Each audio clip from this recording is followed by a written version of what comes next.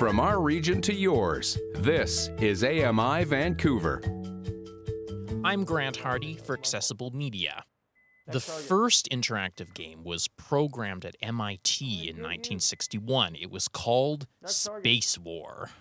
50 years later, game players like Marco Pasqua used technology those early designers never could have dreamed of.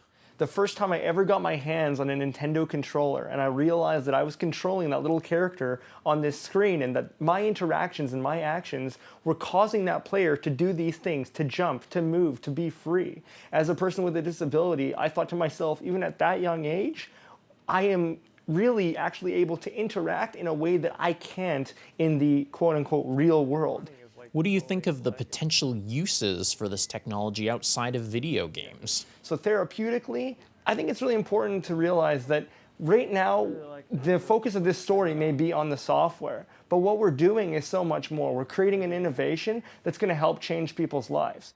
Sean Sibbet from Reality Controls has designed a system for players like Marco, who don't have full range of motion, to control a variety of video games. How Control Mapper works is it takes motion input, the movements from your body, and maps them to keyboard and mouse controls.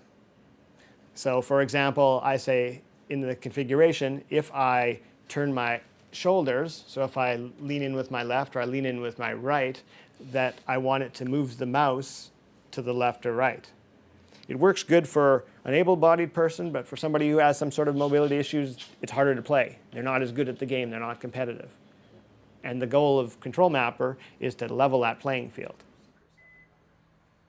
At the edge of Vancouver cyberspace, I'm Grant Hardy for Accessible Media.